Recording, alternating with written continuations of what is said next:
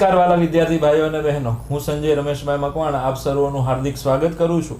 ધોરણ 12 પૂરું કર્યું હોય કે ગ્રેજ્યુએટ થયા હોય પછી આપણને એવું થાય કે ચલો સ્પર્ધાત્મક પરીક્ષાની તૈયારી કરીએ અને સરકારી નોકરી છે એ મેળવીએ, જેનાથી આપણી લાઈફ છે એ સિક્યોર બનશે અને લોકોની જે છે એ આપણે સેવા કરી શકશું સારી રીતે.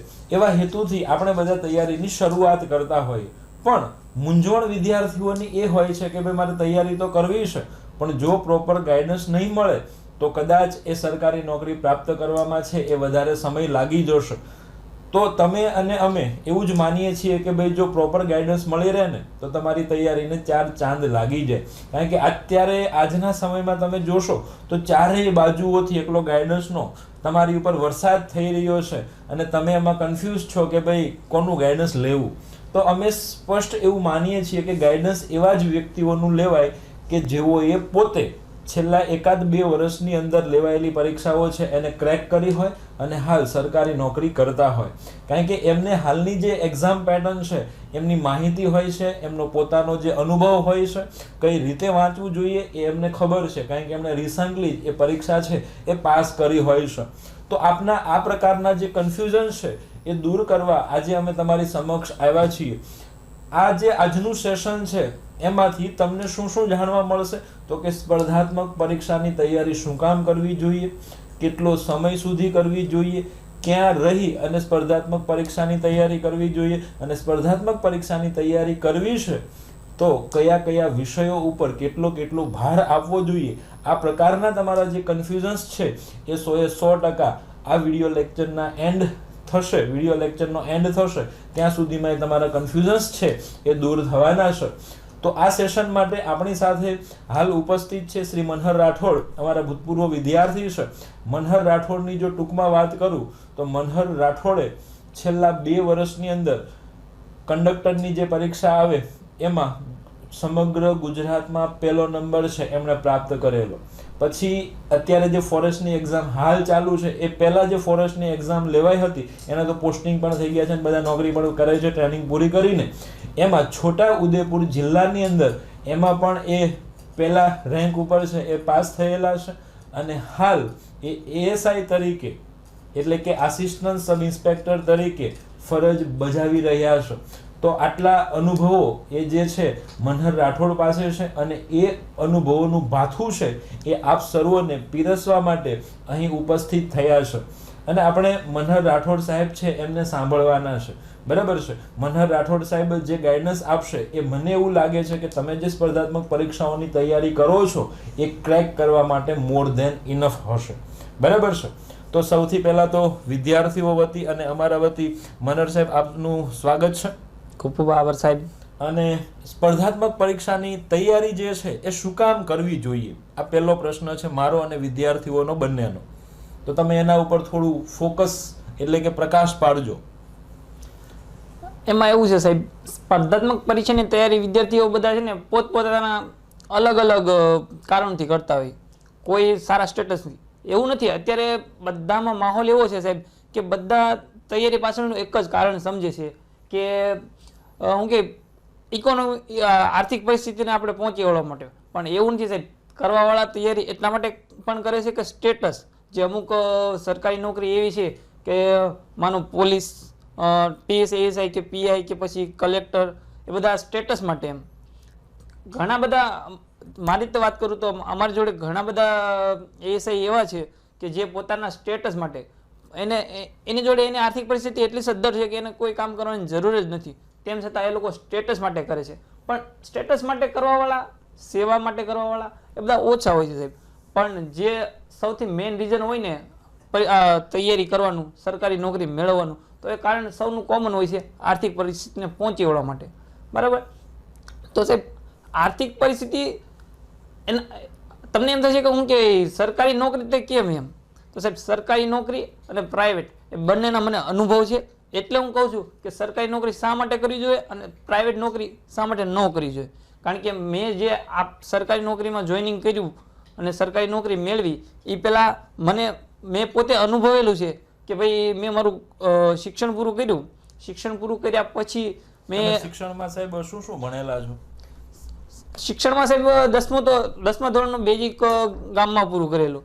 પછી શૈક્ષણિક લાયકાતમાં આગળ ડિપ્લોમા કે એ સમયે સાહેબ થોડુંક માર્ગદર્શનનો અભાવ, એટલે શું કરવું શું નહીં, ખાલી પોતાની આર્થિક પરિસ્થિતિને પહોંચી વળાય, કેમ ઘરમાં પૈસા આવે એ જ બધાનો ગોલ હોય કે ટૂંક સમયમાં આપણને જે નાની મોટી નોકરી મળી જાય અને પગાર આવતો થઈ જાય તો આપણે ઘરે કંઈક સહાય કરીએ કે. એટલે એ સમયે ડિપ્લોમા કહેવાય એન્જિનિયરિંગ એ વધારે કોમન હતું કે ભાઈ સરકારી નોકરી અથવા પ્રાઇવેટ નોકરી કોઈ પણ જાતની નોકરી મેળવી હોય તો તમે ડિપ્લોમા કરી નાખો એટલે તમને ફટાફટ નોકરી મળી જાય અને તમારો પગાર આવતો થઈ જાય. એટલે એક કાકાના માર્ગદર્શનથી ડિપ્લોમા જોઈન કર્યું બીપીટીમાં. ત્યાં તમારી જોડે તે મુલાકાત થઈ, ડિપ્લોમા ફેબ્રિકેશન પૂરું કર્યું બીપીટીમાં. પછી સાહેબ બી માટે મને એડમિશન મળેલું જીઈસીમાં સરકારીમાં જ તે, પણ આર્થિક પરિસ્થિતિ તે એવી સાહેબ, મેં કીધું ને સરકારી નોકરી કરવાનું મેઇન કારણ આર્થિક પરિસ્થિતિ હોય, તો આર્થિક પરિસ્થિતિના કારણે તે મારે બી છોડી દેવું પડ્યું, અધવચ્ચેથી છોડી દેવું પડ્યું. ને પછી મારું બી આગળ કમ્પ્લીટ થયું જ નહીં. જોકે પછી મેં શું કે મારું ગ્રેજ્યુએશન છે એ આપણે બીએ રાખીને પૂરું કરી લીધું. એ પણ તૈયારી કરતા કરતા અને ખાનગીમાં ટૂંકમાં. એટલે સરકાર બી છોડ્યા પછી તમે પ્રાઇવેટ જોબ કરેલી? હા, એટલે બી છોડવાનું કારણ એવું હતું કે આર્થિક પરિસ્થિતિને પહોંચી વળવા માટે. એટલે આર્થિક પરિસ્થિતિ એવી થઈ ગયેલી કે ઘરમાં જવાબદાર વ્યક્તિ હું પોતે. ઘણા બધાનું કારણ સરકારી નોકરીનું આવું હોય છે કે ભાઈ સ્ટેટસ વાળા તો બહુ ઓછા હોય છે, પણ આર્થિક પરિસ્થિતિ એવી થઈ જાય કે ના છૂટકે તમારે કામ કરવું પડે. પણ સાહેબ તમે જ્યાં કામ કરવા જાઓ ને એટલે તમને ખબર પડે કે ભાઈ સરકારી નોકરી અને પ્રાઇવેટ નોકરીનો તફાવત મેઇન મુદ્દો શું છે. એમ જેમ મારું શૈક્ષણિક લાયકાત ડિપ્લોમાની, અને એ વખતે સાહેબ ડિપ્લોમાની થોડીક વેલ્યુ હતી, એમ અત્યારે જેટલી છે એનાથી વધારે થોડીક એ સમયે હતી સાહેબ. એટલે એ સમયે આપણને શું છે કે તમને 10-12 હજારની નોકરી મળી જતી એમ, પણ તોય તે સાહેબ આપણી પાસેથી કામ છે ને બી લેવલનું લેવામાં આવતું. બી લેવલનું તમારું ક્વોલિફિકેશન હોય ડિપ્લોમાનું? હા, કામ બી લેવલનું. અને સાહેબ તમને શું કે વળતર મળે આઈટીઆઈ લેવલનું. વળતર મળે આઈટીઆઈ લેવલનું? હા, એટલું. અને સમય પણ આપણે એટલો જ ભરવાનો થાય. માની લો કે શું કે કામ ટૂંકમાં 12 કલાકનું કે 8 કલાકની શિફ્ટ હોય તો આપણે કરાવે વધારે સમય અને વળતર મળે ઓછું એવું. એટલે ટૂંકમાં તમે સાહેબ એ કઈ કંપનીની અંદર નોકરી કરેલી? તમે જે પ્રાઇવેટ જોબની વાત કરો છો સાહેબ, સાણંદ જીઆઈડીસી છે કે નહીં, એ વખતે સાણંદ જીઆઈડીસીમાં નાની મોટી ઘણી બધી કંપનીઓ હતી. એટલે એ વખતે અલગ અલગ ફ્રેન્ડ જોડે શું કે કોઈ પણ કંપનીમાં કામ કરવાનું નક્કી કરેલું. એટલે અહીંયાથી તો ટૂંકમાં સામાન પેક કરીને ચાલી નીકળ્યા ને કોઈ બી કંપની મળી કાસ્ટિંગની, ફોર્જિંગની કે જેમાં ટૂંકમાં આઈટીઆઈ કે ડિપ્લોમામાંથી જોબ મળતી હોય એવી લગભગ 3 થી 4 કંપનીમાં મેં શું કહેવાય કામ કરેલું, બરાબર. પણ એ કંપનીમાં સાહેબ જોયું, કામ કર્યું, પછી ખ્યાલ આવ્યો કે આપણું જે લાયકાત છે એનાથી આપણી પાસે વધારે કામ લેવામાં આવે છે અને વળતર ઓછું આપવામાં. અને સાહેબ સરકારી નોકરીનું અને પ્રાઇવેટ નોકરીનું તમને કહું, સરકારી નોકરી છે ને એ સીમિત નથી એમ, અને પ્રાઇવેટ નોકરી છે એ સીમિત છે એમ કે ભાઈ તમને કેટલીક અમુક વય મર્યાદા સુધી તમારું શરીર તમને કામ કેટલો સમય આપવાનું, વધીને 40 વર્ષ 45 વર્ષ, એ પછી તો તમારાથી કામ થવાનું નથી. જેમ કે અત્યારે શું કે આ પ્રાઇવેટ નોકરીની વાત અલગ છે. આપણે બધા શું કે હમણાં જ સાહેબ મને એક ચંદ્રકાંતભાઈ ઝવેરી કરીને મળેલા, 82 વર્ષના દાદા. એ રસ્તા ઉપર ઉભા હતા ને મેં એમને રસ્તામાં લિફ્ટ આપેલી, એટલે એ મારાથી ખુશ થયા અને મને પૂછ્યું કે તમે હાલ શું કરો છો. એટલે મેં મારો પરિચય ટૂંકમાં આપ્યો. પછી એમણે કીધું કે ભાઈ મેં બી ઇલેક્ટ્રિકલ કરેલું અને પછી કોટન ઇન્ડસ્ટ્રીની અંદર મુંબઈની અંદર ચીફ એન્જિનિયર તરીકે નોકરી કરેલી, અને હું ચીફ એન્જિનિયર તરીકે જ પછી રિટાયર્ડ થયો. પણ તો મેં કીધું એ તો સારું કહેવાય ને, સારી પોઝિશન હતી. તો એને કીધું કે આજે મારી પાસે કશું નથી, મેં જે કાંઈ મારી રીતે બચત કરી છે એમાંથી મારે ચલાવવાનું છે. અને મારા જ ફ્રેન્ડ સર્કલની અંદર મારી સાથે ભણતા લોકો, અને એમણે સાહેબ 1970માં બી કરેલું. ક્યારે? 1970માં. મારા જે મિત્રો હતા એ બધા સરકારી નોકરીમાં. ત્યારે એ લોકોનો પગાર મારી કરતા ઓછો હતો, પણ આજે એ લોકો રિટાયરમેન્ટ પછી મારા કરતા સારી જિંદગી જીવી રહ્યા છે. આ ડિફરન્સ એ 82 વર્ષના દાદાએ મને 1 મહિના પહેલા કીધેલું. બરાબર છે સાહેબ. એટલે સરકારી નોકરી અને પ્રાઇવેટ નોકરીમાં મૂળ તફાવત જ આ છે સાહેબ. પછી કેવું છે કે ભાઈ સરકારી નોકરી શું કહે સાહેબ, મેં વસ્તુ અનુભવેલું છે સરકારી નોકરી એવું નથી કે ભાઈ સરકારી નોકરી શું કે આપણું ટૂંકમાં આગળ જતા કામ લાગે એવું, પણ સરકારી નોકરીથી સાહેબ સ્ટેટસ, માન મર્યાદા, મોભો જે મળે છે ને એ મેં ખરેખર અનુભવેલો છે સાહેબ.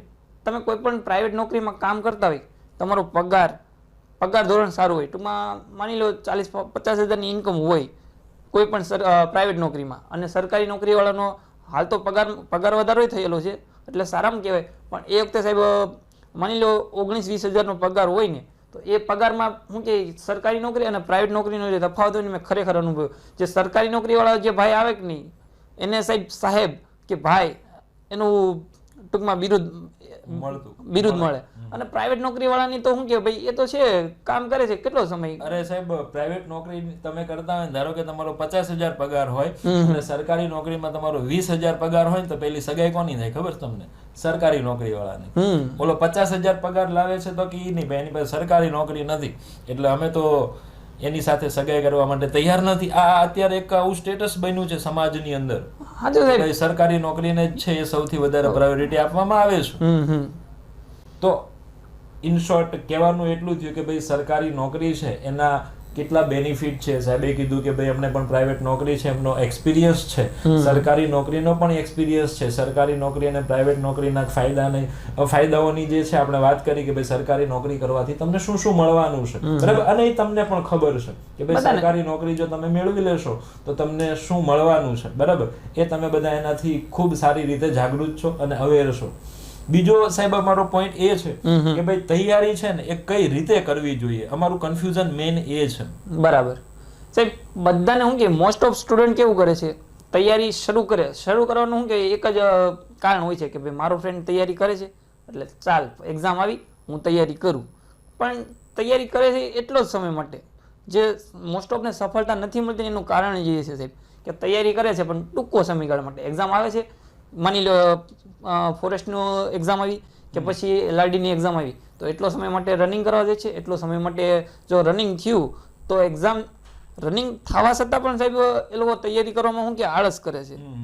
અને કેવું કરે છે કે જ્યારે એક્ઝામ આવે ડેટ, કેમ ચૂંટણીની તારીખ જાહેર થાય ને પછી એની બધી તૈયારીઓ થાય, ચૂંટણી વાળા તે શું કે સાહેબ તારીખ જાહેર થાય ને પહેલા તૈયારી શરૂ કરી દે છે. પણ જે વિદ્યાર્થીઓ છે ને એ તૈયારી કરવામાં એમાં પણ આળસ રાખે છે. એ લોકો શું કરે, જ્યારે તારીખ આવશે ત્યારે વાંચી લઈશું. જેવું આપણે ડિપ્લોમા સાહેબ તમને તો ખબર જ હોય, ડિપ્લોમાના સ્ટુડન્ટ કેવું કરે એટલે છેલ્લા 15 દિવસમાં બધું ભેગું કરે એમ. એટલે આ વિદ્યાર્થી લોકોને એની ટેવ પડી ગયેલી છે. એટલે એવું કરે કે એક્ઝામની તારીખ આવે એ સમયથી આપણે વાંચવાનું શરૂ કરશું, મહિનો 1.5 મહિનો 2 મહિના જે મળે એટલામાં ભેગું થાય એટલું કરશું. એટલે એવું કરે ને એમાં એ લોકોનું થાય શું કે થોડાક માર્ક્સથી રહી જાય, પછી એનાથી નાસીપાત થાય ને પછી તૈયારી કાં છોડી દે ને કાં પછી કોઈ કામ પકડી લે, અને કન્ટિન્યુઅસ તૈયારી રાખતા નથી. મેઇન સફળતા નહીં થવાનું કારણ આ છે સાહેબ.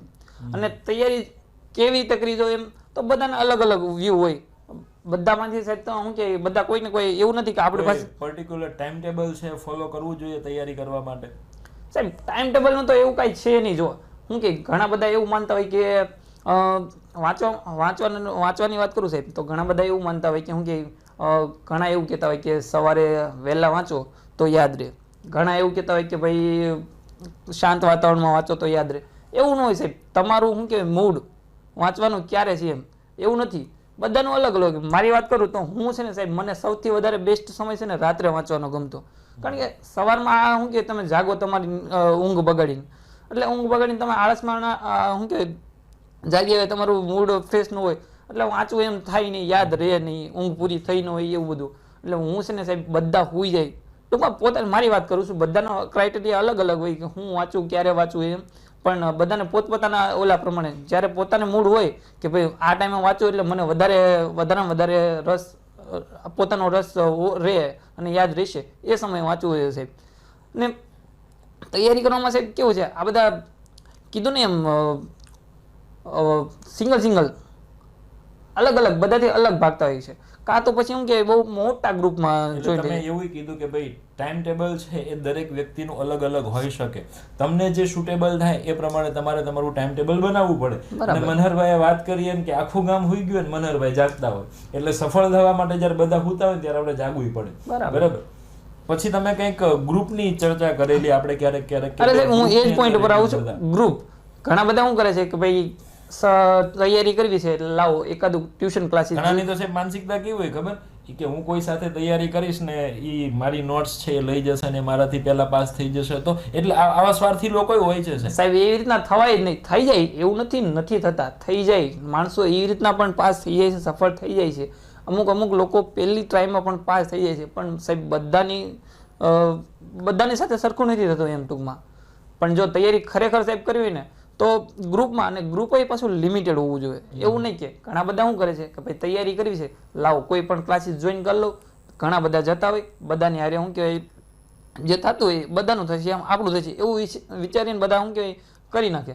તો મારું માનવું એવું છે સાહેબ હું કે તૈયારી કરવી તો ગ્રુપમાં તૈયારી કરવાની, અને ગ્રુપ થોડુંક લિમિટેડ રાખવું જોઈએ. બરોબર? એટલે અંદાજિત કેટલા લોકો હોવા જોઈએ એમાં સાહેબ? શું કે વધારે સંખ્યામાં તમે રાખો ને તો પછી શું કે તમારું વાતાવરણ જે ગ્રુપ નો કે ટોળું બની હા એમ ટોળું બની જાય, તમારો માહોલ નો બની જાય. તમારે કરવું હોય ને જે તમે ધારો ને એમ, કારણ કે પછી બધાના મતભેદ અલગ અલગ થાય.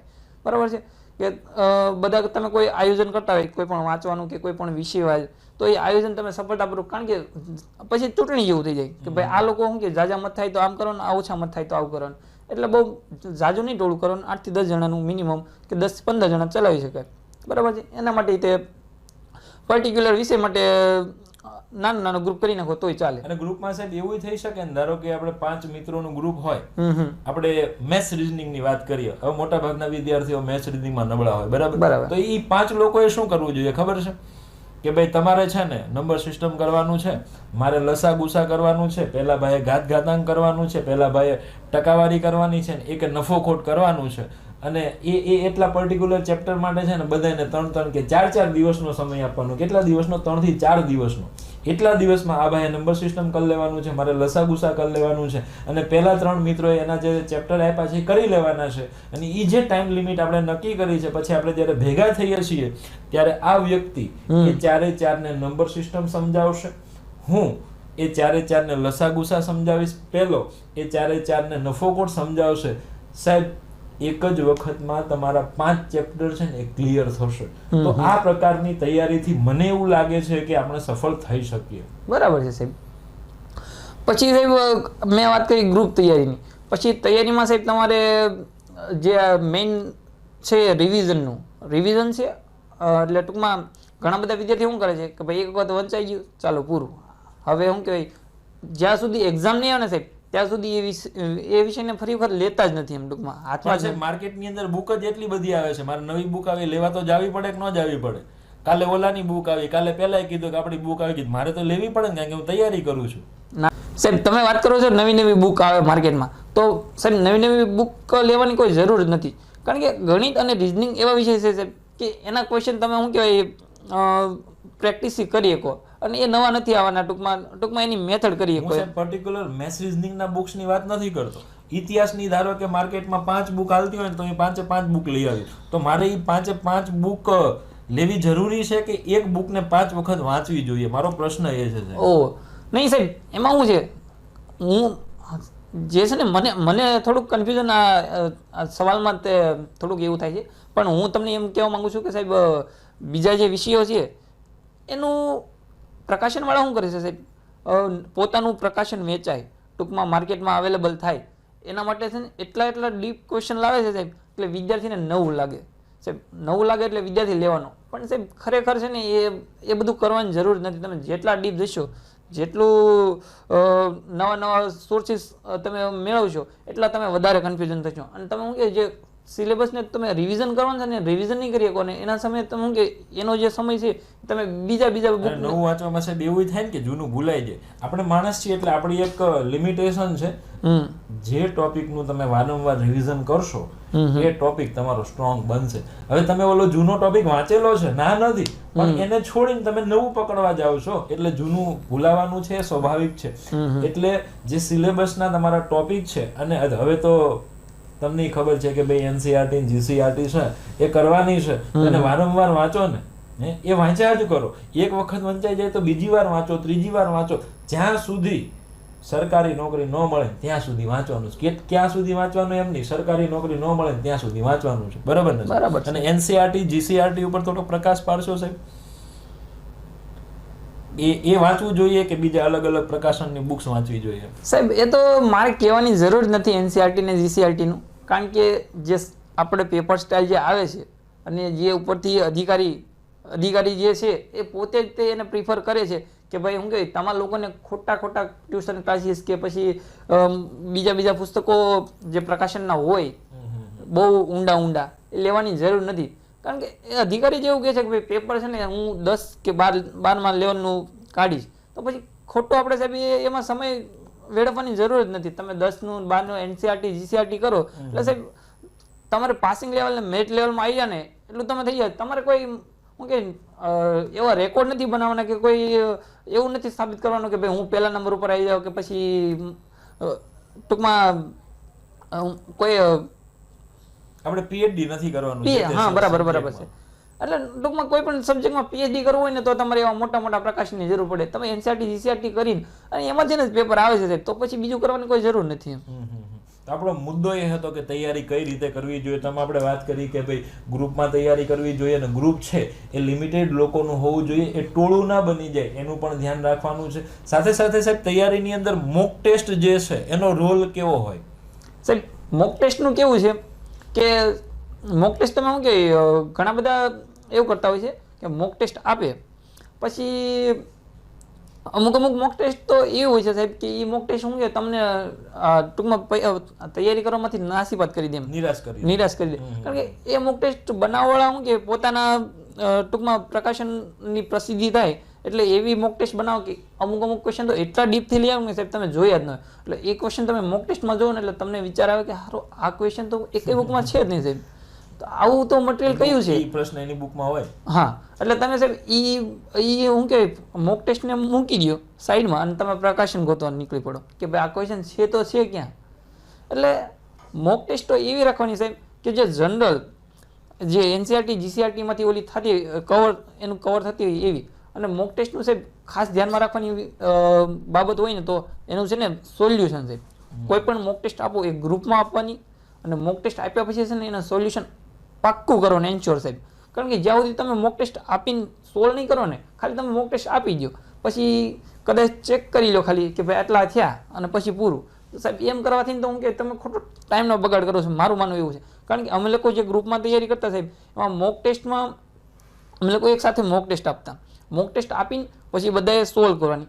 હવે માર્કિંગ જોઈ લીધું, માર્કિંગ જોયા પછી જે એવા વિષય એવા પ્રશ્ન શું કે અલગ તારવવાના ટૂંકમાં કે ભાઈ જે ટૂંકમાં નવા છે અથવા આ પ્રકારનો ક્વેશ્ચન પૂછાય કે એવા છે અને આપણા શું કે કવરમાં નથી આવ્યા તો એ અલગ કરવાના. પછી જે ટૂંકમાં બીજું બધું તો વાંચીને કરીએ કે પણ મેથ્સ અને રિઝનિંગ સાહેબ એમાં શું કરતા કે મને અને મારા ફ્રેન્ડ એક ગોપાલભાઈ એને મેથ્સ રિઝનિંગ સારું અમારે બેની પકડ હતી એટલે મેથ્સ રિઝનિંગના જે એવા કોઈ દાખલા હોય કે જે ટૂંકમાં બીજાને ના આવડતા હોય તો એ જ સમયે બેસીને સાહેબ સોલ્વ કરવાના અને એ લોકોને શીખવવાનું કે કઈ રીતના આ છે. જે આ ગ્રુપ એક્ટિવિટીનો આ ફાયદો છે. અને ટૂંકમાં તમે એ સમયે તમે જોઈ લેશો કે નહીં ભાઈ મેં શું કે મોક ટેસ્ટ આપતી વખતે આ આન્સર ટીક કર્યો હતો અને સોલ્યુશનમાં તમે જુઓ કે ભાઈ જવાબ તો આ આવે છે. એટલે તમારે વધારે ચર્ચા થાય એટલે તમારો એક એ ક્વેશ્ચન છે ને સાહેબ પરફેક્ટ બની જાય. એ પછી હા એ તમારા લાઈફ ટાઈમ કારણ કે એની ઉપર તમારે ચર્ચા થઈ હોય. એટલે મોક ટેસ્ટ એવી આપવાની કે ટૂંકમાં શું કે બહુ ડીપ ન હોય અને ટૂંકમાં એનું સોલ્યુશન કરવાનું અને ચર્ચા કરવાની છે અને ગ્રુપમાં એનું ડિસ્કશન કરવાનું. ગ્રુપમાં હા બસ. અને બીજું એ પણ એનાથી ખબર પડે કે આપણો કયો વિષય નબળો છે તો કયા વિષય પર ફોકસ છે એ વધારે. હા બરાબર. પછી સાહેબ એ પછીનો પ્રશ્ન એવો છે કે ભાઈ તૈયારી કેટલા સમય સુધી કરવી જોઈએ? સાહેબ આ વસ્તુનો જવાબ તો એવો થાય કે શું કે બધાનો એક જ વસ્તુ હોય કે ભાઈ તૈયારી કેટલો સમય આપણે તૈયારી કરીએ. પહેલો તો વસ્તુ આપણને એ ક્લિયર હોવું જોઈએ કે આપણે તૈયારી કરીએ છીએ શા માટે કે ભાઈ કોઈ સરકારી નોકરી મેળવવા માટે કે સફળતા મેળવવા માટે. તો આપણે તૈયારી સાહેબ છે ને મારું માનવું છે ત્યાં સુધી જ્યાં સુધી સફળ ન થઈ જાય ત્યાં સુધી કરવી જોઈએ. પણ એનાથી પણ વધારે જો સાહેબ તમારે તૈયારી તમે તમારી એ લેવલની કરી હોય સંપૂર્ણ ટૂંકમાં કરી હોય તો સફળતા મળી જાય પછી પણ જો તને સાહેબ આત્મવિશ્વાસ ન મળે ને આત્મસંતોષ કે ભાઈ હજી મારે હું કે આગળ કંઈક હું મારી તૈયારી આ લેવલની છે તો હું આગળ પણ હજી કંઈક હાંસિલ કરી શકું છું તો તમને જ્યાં સુધી આત્મસંતોષ ન થાય કે ભાઈ ક્લાસ 1, 2 કે પછી જ્યાં સુધી તમારી જવાની પોતાની મનની ઈચ્છા હોય ત્યાં સુધી હું કે તૈયારી કરાય છે. એવું નહીં કે સરકારી નોકરી મળી ગઈ થોડીક આર્થિક પરિસ્થિતિ સદ્ધર થઈ ગઈ, હવે મારે તૈયારી નથી કરી, હવે મારે બીજી નોકરી નથી મેળવી, બીજા કારણ પણ હોય કે ભાઈ તમે તૈયારી કરો અને બીજી નોકરી મેળવી શકો. એટલે પહેલું તો એવું કે ભાઈ સરકારી નોકરી મેળવવા માટે આપણે તૈયારી શરૂ કરીએ છીએ, તો જ્યાં સુધી સરકારી નોકરી નથી મળતી ત્યાં સુધી તૈયારી કરવાની છે, બરાબર? એ ડેડિકેશન થી તમારે તૈયારીની શરૂઆત કરવાની છે. પછી એવું બને, તમે કીધું એમ કે ભાઈ પર્ટિક્યુલર ધારો કે એક સરકારી નોકરી સુધી તમે પહોંચી ગયા છો, પણ હજે તમને અંદરથી એવું સેટિસ્ફેક્શન નથી કે હું અહીંયા સ્થિર થાવ, હજે એમ લાગે છે કે નહીં, હજે મારે ફર્ધર પ્રિપરેશન કરવી છે. ધારો કે તમે અત્યારે ASI છો, તો હમણાં આપણે 1-2 દિવસ પહેલા એવી ચર્ચા થતી હતી કે મારે અહીંયા આવીને અટકી નથી જવાનું, મારે હજે ફર્ધર GPSC ક્લાસ 1-2 ની તૈયારી કરવી છે. સાહેબ એ તો હું કે મેં હમણાં આ જે ટોપિક છે ને એમાં જ મેં તમને કહી દીધું કે ભાઈ જ્યાં સુધી આત્મસંતોષ, મને પોતાને જેમ શું કે મારા આ લેવલ સુધી આત્મસંતોષ નથી, એટલે જ્યાં સુધી મને એમ થાય છે કે હજી ટૂંકમાં તૈયારી કરું, પછી કદાચ સમય મળે ન મળે એ ગૌણ બાબત છે, જો સમય મળશે તો તૈયારી કરીશ. પણ ઘણા બધા સાહેબ શું કરતા હોય છે કે તૈયારી ટૂંકમાં તમારો ક્વેશ્ચન છે કે નહીં ક્યાં સુધી કરવી જોઈએ એમ, તો સફળતા મળે ત્યાં સુધી કરવી જોઈએ, પણ ઘણા બધા છે ને ત્યાં સુધી કરતા નથી. એ લોકોને હું કહેવા માંગીશ કે એ લોકો શું કરે છે કે અમુક વખત એક્ઝામ આપીને પછી એવું થાય છે કે તૈયારી કરતા હોય એ સમયે સાહેબ ઘણા બધા શું કે કોઈક તમારા પોઝિટિવ માટે અને કોઈક તમારા ટૂંકમાં નકારાત્મક ને હકારાત્મક તમારા સારા માટે ને કોઈક તમારા ખરાબ માટે તમને શું કહેવાય એવું કરતા હોય છે કે ભાઈ તે તો આટલો સમય થઈ ગયો, તું હજી નથી લાગ્યો, તો હવે ખરેખર તારે શું કે કોઈ કામ ધંધો ગોતી લેવો જોઈએ. પછી કોઈ પોતાના સારા માટે ભાઈ કોઈ પરિસ્થિતિ જોઈને એવું કહેતા હોય કે ભાઈ હવે ભાઈ કોઈ કામ કરી લે તો સારું છે એમ. તો એ સમયે સાહેબ એવા સમયથી નાસીપાત નહીં થઈ જવાનું, અને એ સમયે સાહેબ મન મક્કમ રાખવાનું કે ભાઈ આ એક વસ્તુ છે કે મારે છે ને જ્યાં સુધી સરકારી નોકરી નહીં મળે ત્યાં સુધી મારે શું કહેવાય તૈયારી કરવી જ જોઈશે એમ. નેક્સ્ટ ક્વેશ્ચન સાહેબ, મારો કયો તો મારો ક્વેશ્ચન અને વિદ્યાર્થીઓનો ક્વેશ્ચન કયો તો વિદ્યાર્થીઓનો ક્વેશ્ચન, અને બહુ આમ કહેવાય ને મહત્વનો ક્વેશ્ચન છે કે તૈયારી કરવા ક્યાં જવું. હું ધારો કે કોઈ ગ્રામ્ય વિસ્તારની અંદરથી આવું છું, તો ત્યાં રહીને શું તૈયારી કરી શકું, કે મારે મોટા મોટા કોચિંગ છે ત્યાં તૈયારી માટે જવું જોઈએ, મોટા મોટા શહેરની અંદર તૈયારી માટે જવું જોઈએ? આમાં તમે શું કહેશો, અને તમારો અનુભવ પણ તમે ક્યાં તૈયારી કરેલી એ સાથે સાથે વિદ્યાર્થીઓ સાથે શેર કરશો તો એમને થોડુંક છે એક નવી દિશા મળશે. સાહેબ તૈયારીમાં તો હું કે ક્યાં કરવી એના માટે પર્ટિક્યુલર કોઈ ચોક્કસ જગ્યા નથી, બરાબર છે? કે એવું નથી કે ભાઈ હું આ સ્થળે જાઉં તો જ તૈયારી થશે, આ સ્થળેથી જ હું કે હું પાસ થઈ શકીશ, કે પછી આ જ પર્ટિક્યુલર ક્લાસ જોઈન કરીને. હું એવું નથી કહેતો કે ભાઈ હું કે કોઈ ક્લાસ કે કોઈ જગ્યાએ સિટીમાં ના જવું જોઈએ કે ગામડામાં ન જવું જોઈએ એમ. તમારે તૈયારી કરવી છે, ક્લાસીસ કરવા છે, નો ડાઉટ તમે ક્લાસીસ કરો, બરાબર છે? એક વખત કરો, પછી ક્લાસીસની એવી કોઈ મારા માનવા પ્રમાણે જરૂર રહેતી નથી. મેં આપણે આગળ વાત થઈ એમ રિવિઝન અને તમારું કન્ટિન્યુ હું કે તૈયારી હશે ને તો તમે હું કે કોઈ પણ જગ્યાએથી ટૂંકમાં તમે સફળતા મેળવી શકો સાહેબ. હું મારી વાત કરું ને સાહેબ, તો અમે લોકો શું હતું શરૂઆતમાં આપણે તમારી જોડે જે તૈયારી આપણે ક્લાસીસમાં કરી, આપણા જે બેઝિક કહેવાય એ આપણા ગામડાના વાતાવરણમાં, બરાબર છે? એ પછી અમે લોકોએ સાહેબ સિટીમાં જવાનું, ઘણા બધા એવું કરે છે કે ભાઈ તૈયારી કરવા માટે સિટીમાં જાય છે, રૂમ રાખે છે, ભાડા ખર્ચે, અને ટૂંકમાં ઘણો બધો ખર્ચો કરીને ત્યાં રહીને એવું કહે કે ભાઈ લાઇબ્રેરીમાં જાય ને ત્યાં શું કે વાતાવરણ મળે ને એવું કરે. પણ એવું વાતાવરણ સાહેબ તમે ઘરે પણ ઊભું કરી શકો એમ. અમે લોકો શું કરતા, ગ્રુપમાં તૈયારી કરતા, એટલે ગામમાં એક સ્કૂલમાં પ્રિન્સિપાલ જોડે વાત કરીને સ્કૂલનો એક રૂમ લઈ લીધેલો, એટલે રૂમ રાખીને ત્યાં આગળ જ તૈયારી કરતા ટૂંકમાં. પછી જેટલો ટાઈમ આપણે શું કે નાઇટમાં રૂમ અલગથી આપી દીધેલો, એટલે એવું કંઈ સમયની મર્યાદા નહોતી કે ભાઈ તમારે આટલો સમય કે આટલો સમય. એટલે તમે સ્કૂલમાં છે, પછી સાહેબ સ્કૂલમાં છે કે પછી કોઈ ગામનું એવું સ્થળ કે જ્યાં શું કે તમને આ માહોલ ઊભો થતો હોય. અમે સાહેબ સ્કૂલ ઉપરાંત મંદિરે, શિવજીના મંદિરે, બરાબર છે, ત્યાં એવું વાતાવરણ હતું વૃક્ષોના શું કહેવાય સાનિધ્યમાં, એટલે ત્યાં અમે તૈયારી કરેલી સ્કૂલમાં. અને આ બે જગ્યાએ અમને થોડુંક તકલીફ એ પડતી કે સ્કૂલનો ટાઈમ હોય એટલે બાળકો થોડોક એનું અવર જવર હોય, એટલે હા, એટલે ત્યાં થોડુંક ડિસ્ટર્બન્સ થતું. પછી મંદિરે એવું થતું કે ત્યાં શું કે સામાજિક સ્થળ રહ્યું એટલે ત્યાંથી લોકોની અવર જવર હોય, એટલે અમે એના માટે એક એવો રસ્તો પણ કરેલો કે એકાંત સ્થળ સાહેબ કહેવાય ને, શમશાન, અમે ત્યાં તૈયારી કરી. શમશાનમાં તો સાહેબ બધું પૂરું થઈ જાય પછી જવાનું હોય ને સાહેબ. એ બધાની માનસિકતા છે, પણ જો આપણે ખરેખર સાહેબ સફળ થવું હોય ને તો એ માનસિકતાને સાઈડમાં કરીને આપણે આપણો માહોલ બનાવવાનો હોય. આપણે ક્યાં જગ્યાએથી શું કે સફળ થાય ને એ આપણે ટૂંકમાં આપણે સફળ થવી એ મહત્વનું છે, ક્યાં જગ્યાએથી સફળ થવી એ મહત્વની જરૂર નથી સાહેબ. એટલે તમે સ્મશાનની અંદર પણ વાંચેલું. હા સાહેબ. એ સાથે સાથે મને બીજા 2-5 વિદ્યાર્થીઓ યાદ છે સાહેબ. આપણે ત્યાં મોટી પાણીયાળી ગામ છે, હા હા, એમાં અમુક વિદ્યાર્થીઓ સ્મશાનની અંદર વાંચતા, કારણ કે બીજી જગ્યાએ એમને કોઈ એવું કોઈ એટમોસ્ફિયર છે એ મળતું નહીં, ડિસ્ટર્બન્સ તમે કહો છો એ રીતે થયા કરતું હતું. તો એ 5 થી 6 જણા, એમાંથી સાહેબ 4 થી 4 જણા તો મને યાદ છે ત્યાં સુધી પોલીસ કોન્સ્ટેબલ તરીકે નોકરી કરે છે. એ કોઈ લાઇબ્રેરીમાં નથી ગયા, એ કોઈ એવા મોંઘા કોચિંગમાં નથી ગયા, પણ આજે એ નોકરી કરે છે.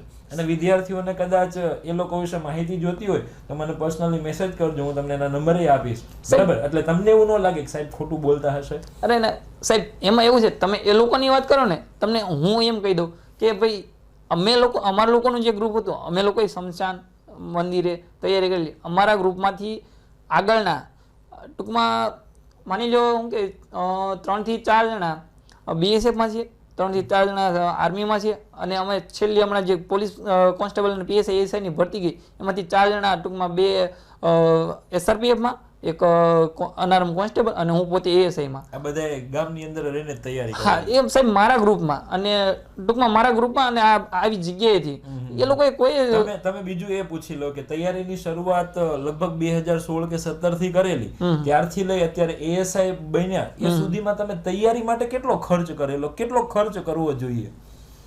સાહેબ ખર્ચો કરવાની એવી કોઈ શું કહેવાય કોઈ પર્ટિક્યુલર ટૂંકમાં એવું નથી કે ભાઈ આટલો ખર્ચાથી શું કે તૈયારી પૂરી થઈ જાય, કે ભાઈ આટલું તો હોવું જ જોઈએ એમ. એવું કંઈ મારું માનવું છે કે સાહેબ બને ત્યાં સુધી મિનિમમ આપણે, તમે શું કે તમારી પરિસ્થિતિ હોય અને તમે ક્લાસીસ કરો એકાદી વખત, ઘણા બધા એવું કરે છે કે ભાઈ ગાંધીનગર જાય અને મોંઘા ટ્યુશન ક્લાસીસ કરીને પછી તેમ છતાં પણ સાહેબ નોકરી નથી મળતી. પણ મારું માનવું છે ત્યાં સુધી બહુ શું કે મિનિમમ ખર્ચામાં સાહેબ ગામડે રહીને ખાલી બુકની અવેલેબિલિટી હોય સાહેબ. અમારે એવું હતું કે પરિસ્થિતિ મારી એકની નહીં, અમારા આખા સર્કલની પરિસ્થિતિ એવી વીક હતી, એટલે બુક ને એવું બધું મંગાવવું હોય તો બુક જ અમે એન્શ્યોર ન વસાવી શકતા, તો પછી ટ્યુશન ક્લાસીસ કરવા માટે તો જવાની કોઈ સવાલ જ ન થતો. એટલે એવા સમયે અમે સાહેબ અમુક ગામના જે વડીલો હોય એને વાત કરેલી, તો એ લોકોએ અમને સાહેબ ટૂંકમાં ફાળો કહેવાય કે મદદ કહેવાય, એનાથી અમને બુક્સ ને એવું લાવી દીધેલું. તો સાહેબ એમાંથી જ અમે શું કે આ માહોલ ઉભો કરેલો. એટલે વધારે ખર્ચો કરવાની જરૂર છે નહીં સરકારી નોકરી મેળવવા માટે. બીજું સાહેબ, ધારો કે પોલીસ કોન્સ્ટેબલ હોય, પીએસઆઈ એએસઆઈ ની તૈયારી વિદ્યાર્થીઓ કરતા હોય કે સીસી ની તૈયારી કરતા હોય, ક્લાર્ક, બિન સચિવાલય ક્લાર્ક છે, હેડ ક્લાર્ક, સિનિયર ક્લાર્ક બનવું છે, તો કયા વિષય ઉપર કેટલો ભાર આપવો જોઈએ?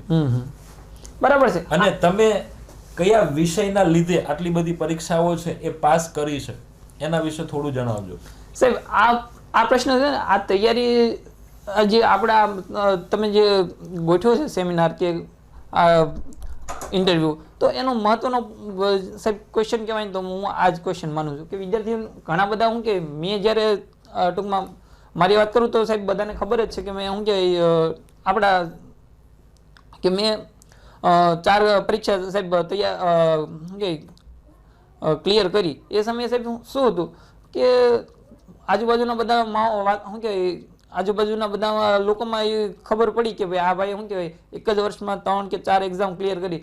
એ સમયે હું પર્સનલી સાહેબ મને શું કે જે લોકોના ટૂંકમાં હું ઓળખતો ન હોય એ લોકોના મને ફોન આવેલા કે ભાઈ આ ટૂંકમાં મારા આ ભાઈ છે કે મારો બાબો છે કે મારો છોકરો છે કે મારો છોકરી છે, એ લોકોને સાહેબ તૈયારી કરવી છે, તો કઈ રીતે એને શું કહેવાય તું ટૂંકમાં ગાઈડન્સ સાહેબ કે આ લોકોને શું કહેવાય કઈ રીતના વાંચે, કઈ રીતના ક્યાં કયું ટ્યુશન ક્લાસીસ જોઈન કરાય, કયા બુક કયું મટીરિયલ રિફર કરાય, એ રીતના એના માટે મને પર્સનલી ફોન આવતા. એમ કોઈ પણ એક્ઝામ ક્લિયર કરી હોય તો જે વિષય તમને શું કે મેરિટમાં અપ લાવે ને એ વિષય ટૂંકમાં બધાને ખબર જ છે કે ભાઈ મેથ્સ, રિઝનિંગ, ઇંગ્લિશ સાહેબ. બાકીના વિષયો શું છે કે તમને શું કે પાસિંગ કરાવી આપે, અને એવું નથી એ તમારું સ્કોરિંગ ડાઉન નહીં કરી શકે, અને ટૂંકમાં સ્કોરિંગ તમારો એટલું બધું અપ ન લાવી શકે. એમ પછી જીકે છે તો જીકે ના માટે એવું કહેવાય સાહેબ એ ટૂંકમાં ગાગરમાં સાગર, સોરી દરિયો છે. એમ ગાગરમાં સાગર તો એ તો મટીરિયલ માટે હોય છે, પણ દરિયો છે એમ સાહેબ. એમાં જે પરીક્ષા લેનાર છે એ ક્યાંથી પ્રશ્ન પૂછે ને એ કોઈને ખબર નથી, પણ સાહેબ મેથ્સ, રિઝનિંગ અને ઇંગ્લિશ એ વિષયો એવા છે કે જે તમને મેરિટમાં શું કહેવાય નીચેના હાવ પોઈન્ટથી થોડીક જ વારમાં ઉપર લાઈન મૂકી દે. આગળ લઈ જશે. હા, કારણ કે એની મેથડ છે સાહેબ, એનો સિલેબસ છે, એની પેટર્ન છે, એક જ છે. અને કન્સેપ્ટ છે ને, ધારો કે કોઈ પ્રશ્ન પૂછાય છે એ કન્સેપ્ટ બેઝ પ્રશ્ન તમને પૂછાવાનો છે. તમે મેથ્સ અને રીઝનિંગના કન્સેપ્ટ ક્લિયર કર્યા છે, પાયાથી સબ્જેક્ટ તૈયાર કર્યા છે, તો એ પ્રશ્નને ફેરવીને પૂછશે તોય તમે જવાબ સુધી પહોંચી જશો. પાક્કું છે. બરાબર છે. એટલે કોઈ પણ તમારે એક્ઝામ ક્લિયર કરવી હોય, ક્રેક કરવી હોય સાહેબ, તો એના માટે તમારે છે ને સિલેબસ વાઇઝ, અને સિલેબસ વાઇઝ અત્યારે સાહેબ છે ને મોસ્ટ ઓફ તો શું કહેવાય જે મેરિટમાં ટૂંકમાં તમને આગળ પડતા લાવે એવા વિષયો તો મેથ્સ, રીઝનિંગ અને ઇંગ્લિશ જ છે. અને હવે તો બધી એક્ઝામ ની અંદર સાહેબ એક પર્ટિક્યુલર પેટર્ન આવી ગઈ. ભાઈ પોલીસ કોન્સ્ટેબલ ની પરીક્ષા હશે તો 30 માર્ક નું મેથ્સ, 30 માર્ક નું રીઝનિંગ, 20 માર્ક નું ગુજરાતી, એ રીતે પર્ટિક્યુલર માર્ક તમને કહી દીધા છે. બરાબર. તો હવે તો વિદ્યાર્થીઓને ખબર પડવી જોઈએ કે ભાઈ એને જો પરીક્ષા પાસ કરવી હશે તો મેથ્સ, રીઝનિંગ કરવું પડશે. અને મનહર સાહેબ પણ એમના એક્સપિરિયન્સ થી એવું કહે છે કે ભાઈ એને આટલી પરીક્ષા પાસ કરી છે તેનું મેઇન રીઝન છે, બીજા બધા જે વિષયો કરતા હતા તો એને કરેલા જ છે, પણ એમનો પ્લસ પોઈન્ટ હતો મેથ્સ અને reasoning. Am I right sir? બરાબર સાહેબ. હવે સાહેબ તમે એવું કીધું કે મેથ્સ, રીઝનિંગ શું કે ટૂંકમાં મેથ્સ, રીઝનિંગથી અને ઇંગ્લિશથી કોઈ પણ પરીક્ષા કરીએ કાંઈ, એટલે જોનારને બધાને એવો સવાલ થશે કે મેથ્સ, રીઝનિંગ કરાય તો કરાય ક્યાંથી એમ. એટલે સાહેબ એના માટે હું બધાને એવું કહેવા માંગીશ કે મેથ્સ, રીઝનિંગ કરવું તો એવું નથી કે ભાઈ પર્ટિક્યુલર શું કે કોઈ ક્લાસીસ કે એમ. હું મારી વાત કરું, તમે તમારી જોડે રહીને ખાલી હું કે આ વસ્તુ જો હું કે આ ઇન્ટરવ્યુમાં હું ન કહું તો એ વાત તદ્દન નકામી કહેવાય કે બીજી બધી વાત કરીએ અને મેથ્સ, રીડિંગ જેવા જે પોઈન્ટ છે જે મહત્વનો એની વાતથી એવું થશે વિદ્યાર્થીઓને એવું લાગશે સાહેબ કે આ તો માર્કેટિંગ કરે છે. સાહેબ માર્કેટિંગનો કોઈ આમાં સવાલ જ નથી. જો મારી વાત કરી જ છે છેક સુધી તો આટલું કહી દેવામાં કોઈ ખોટું નથી સાહેબ કે મેથ્સ, રીડિંગ છે એ બધાય પોતપોતાના ટૂંકમાં હું એવું કહેવા માંગીશ કે સાહેબ એવું નથી કે ભાઈ મને તમારું મેથ્સ, રીઝનિંગ સમજાય છે તો મારે તમારી જોડેથી કરવું જોઈએ. હવે ઘણા વિદ્યાર્થી એવા હોય કે એને તમારું ન સમજાતું હોય તો એ બીજા પાસેથી કરી કે એવું ના હોય કે. એ તો સાહેબ હું વારંવાર કહું છું કે હા એવું કહીશ કે ભાઈ મેથ્સ, રીઝનિંગ માટે ઘડીક મનહરભાઈ પાસે જાવ, ઘડીક મારી પાસે આવો, ઘડીક ત્રીજા પાસે જાવ, એમ નહીં. મનહરભાઈનું મેથ્સ તમને ફાવી ગયું તો મનહરભાઈને પકડી રાખો, મારું મેથ્સ ફાવી ગયું તો પકડી રાખો, બીજાનું કોઈનું ઇંગ્લિશ ફાવી ગયું છે તો ઇંગ્લિશ માટે પર્ટિક્યુલર ફેકલ્ટીને પકડી રાખો. અહીંથી અહીંયા ભટકા ન કરો, એ રીતે સફળતા નથી મળવાની. આ પોઈન્ટ પણ તમે નોટ ડાઉન કરજો. મારું જ એવું છે, મને મેથ્સ, રીઝનિંગ શું કહેવાય મેં તમારી જોડેથી કરેલું એટલે મને તમારું મેથ્સ, રીઝનિંગ બધું જ સમજાતું, પણ જે હું મેથ્સ, રીઝનિંગ સમજેલો છે ને એ મેથ્સ, રીઝનિંગ હું મારા જે ગ્રુપ છે ને એને હું સમજાવી ન એકતો. એટલે મેથ્સ, રીઝનિંગ એવા વ્યક્તિ પાસેથી કરવું જોઈએ જે ટૂંકમાં સમજાવી કેમ મને બધું જ આવડતું, પણ જે સમયે હું મારે સમજાવવા બેસવાનું હોય ને એ સમયે ટૂંકમાં મારી સ્પીડ કે પછી મારી મેથડ એ એવી કે એ લોકો એવું કહે કે ભાઈ શું કહેવાય તું કરાવે છો પહેલાથી અહીંયાથી શું કહેવાય શરૂ કરે છો ત્યાંથી આન્સર ત્યાં સુધી આવી તો જાય છે પણ મને સમજાતું નથી, તો એ કે તું કંઈક એવી મેથડ લાવી કે જેનાથી મને સમજાય કેમ.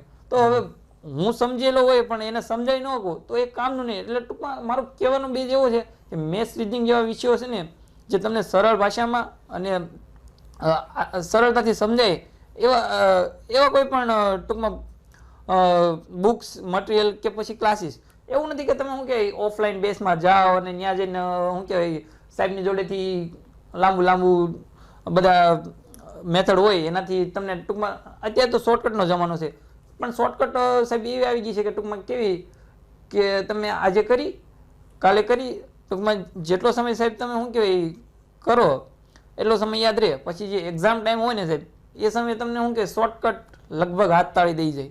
મારું માનવું એવું છે કારણ કે મને અનુભવ થયેલા છે શોર્ટકટ મેથડના.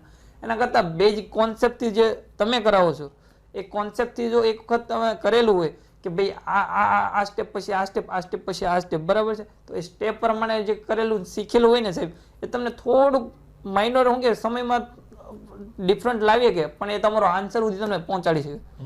અને એક્ઝામની અંદર સાહેબ 100 પ્રશ્નો થોડા ટીક કરવાના છે. વિદ્યાર્થીઓને લોકો એવું બીવડાવે સાહેબ કે 70 માર્કનું સીસી ની અંદર મેથ્સ, રીઝનિંગ છે તો તમે કઈ રીતે પૂરું કરશો એવો હાવ ફેલાવી દીધો. વિદ્યાર્થીઓ સાહેબ મૂંઝાઈ ગયા છે.